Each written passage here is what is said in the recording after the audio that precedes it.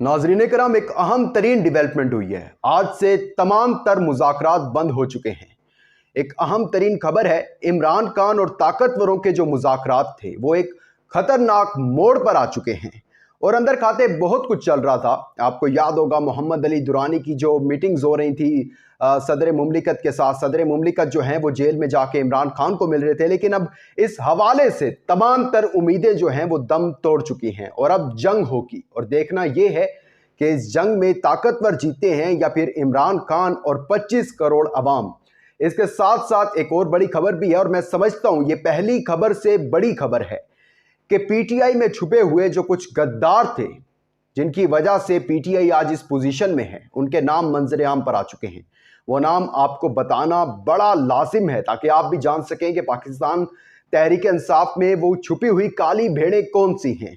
इसके साथ साथ शेर अफजल मरवत जो कि एक दबंग पर्सनैलिटी के मालिक हैं और मेन स्ट्रीम मीडिया पर पाकिस्तान तहरीक इंसाफ की तरफ से वही हैं जो मेन स्ट्रीम मीडिया पर आकर टॉक शोज में भी जा रहे हैं और मीडिया से बात भी कर रहे हैं।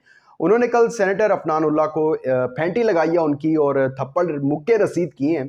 ये मामला क्या है इससे भी आपको आगाह करना बड़ा लाजिम है, लेकिन आगे बढ़ने से पहले चैनल को सब्सक्राइब करके शुक्रिया का मौका दीजिएगा, वीडियो को लाइक और शेयर लाजमी कीजिएगा। नाजरीन करम, सबसे पहले बात कर लेते हैं पीटीआई में छुपी उन काली भेड़ों की जिसकी वजह से पीटीआई आज इस पोजीशन में खड़ी हुई है। मैंने आपको पहले भी बताया, शेर अफजल मरवत जो कि एक दबंग पर्सनैलिटी के मालिक हैं और मेन स्ट्रीम मीडिया पर इस टाइम वही हैं, पीटीआई की जानिब से मीडिया से बात कर रहे होते हैं, टॉक शोज में होते हैं। वो उन्होंने एक ट्वीट किया है और उन्होंने बताया है कि पीटीआई की कानूनी टीम में शुएब शाहीन जो कि इमरान खान की कानूनी टीम का हिस्सा हैं, वो गद्दारी कर रहे हैं पीटीआई के साथ। उन्होंने एक इसके ऊपर तफसीलन एक ट्वीट किया है। मैं आपके सामने पहले वो ट्वीट रखता हूं, उसके बाद पीटीआई ने उसके ऊपर रद्द अमल दिया है और उसके बाद शुएब शाहीन का भी इसके ऊपर रद्द अमल आया है। इन सब से आपको आगाह करता हूं। सबसे पहले मैं आपके सामने वो ट्वीट रखता हूं।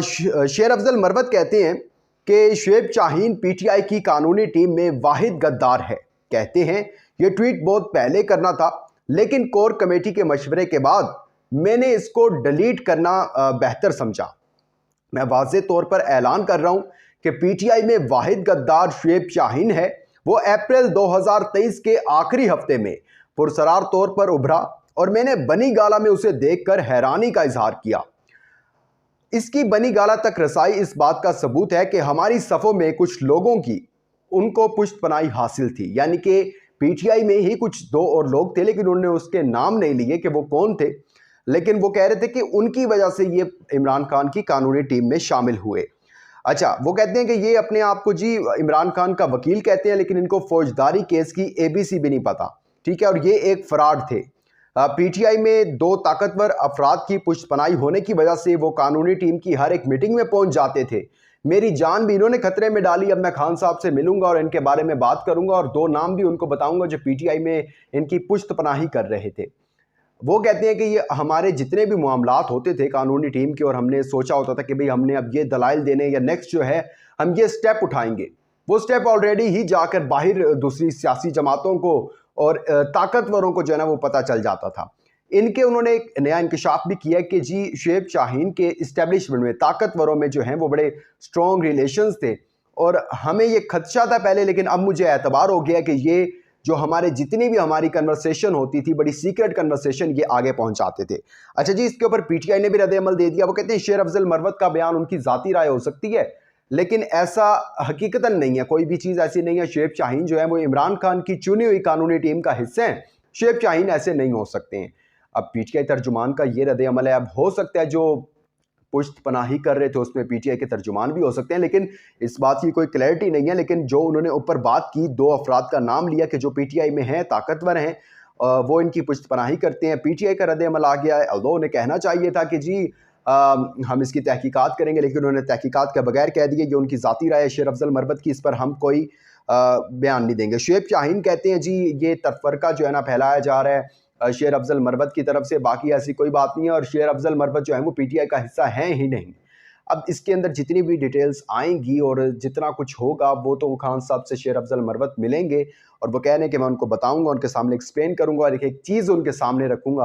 और उसके बाद देखते हैं शेर अफजल मरवत एक दफ़ा फिर ट्वीट करते हैं कोई, या फिर मीडिया पर आकर कोई बयान देते हैं इस हवाले से, ये आने वाले दिनों में पता चलेगा। अच्छा, कल एक सीन हुआ, शेर अफजल मरवत एक प्रोग्राम में उन्होंने अफनान, जो सेनेटर अफनानुल्लाह नवाज शरीफ के बड़े करीब हैं, आपस में बातचीत चल रही थी कि अचानक जो बात है वो कन्वर्सेशन से वो फिर फाइट पर आ गई और फिर वो बड़ी पटाई भी लगी है उनकी सेनेटर अफनान साहब की, और बहुत फेंटी लगाई है, मुक्के घूसे लाते हर एक चीज़ चली है। ऑल्दो मैं नहीं कह रहा कि फिजिकल होना चाहिए, गलत है, अगर शेर अफजल मरवत ने भी ये किया है, बेशक उनकी तरफ से कुछ भी कहा गया था तो आप आर्गूमेंट दे सकते थे, लेकिन फिजिकल होना गलत है। इससे पहले जब फिरदौस आशिक कमान, आपको याद होंगी, उन्होंने भी ऐसे ही किया था, जेजुआई फेंक के किसी रुकन पर उन्होंने इसी तरह थप्पड़ रसीद किया था उनको, तो गलत है। आपको फिजिकल नहीं होना चाहिए, आर्गूमेंट दे के आप दूसरे को हरा सकते हैं या कुछ भी करके हरा सकते हैं, लेकिन दूसरी तरफ अफनानुल्लाह साहब को भी अपनी ज़बान पे थोड़ा काबू रखना चाहिए था। देखना चाहिए था कि सामने अगर खान बैठा तो खान को गाली देना मैं